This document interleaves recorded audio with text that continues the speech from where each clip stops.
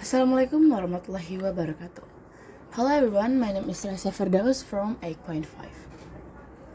The state of the world. If your view of the world comes from watching the news and reading newspapers, you could be forgiven for lying awake at night worrying about the future.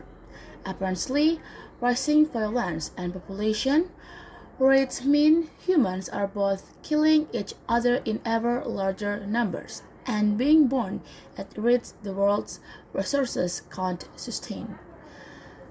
To make matters worse, all the wealth is concentrated on a handful of people in the world's richest countries. People in low-income countries live in poverty while the West gets richer. Depressing, isn't it? Let's take global population first.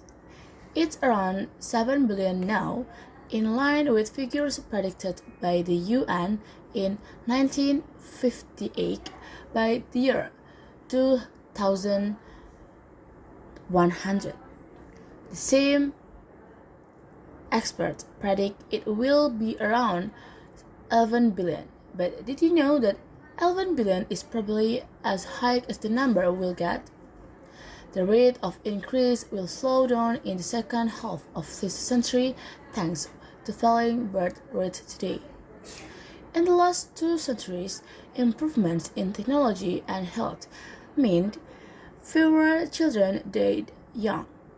Fueling rapid population growth, these large families produced even more children who survived into adulthood and had their own children. But with the wider availability of contraception in the 1960s, the global average number of babies per woman has declined from 6 babies per woman to as low as 2. The biggest factor in child mortality is poverty, and while it's still true that only 20% of the world takes about 74% of the world's income, 60% of the world now falls into a middle-income group, with 11.6%, the smallest amount of people in history, still living in conditions of extreme poverty. If the majority of the world's people have money, international aid could realistically achieve the UN target of eradicating poverty by 2030. As poverty goes down, life expectancy goes up. Birth rates go down because parents can expect their existing children to survive and the global population stabilize. As for news stories that make us think the world is an increasingly violent place, there is cause for some optimism too. Between the end of World War II and 1990, there were 30 wars that killed more than 100,000 people. Today, there are still civil wars, but countries are mostly coexisting more peacefully than in the past.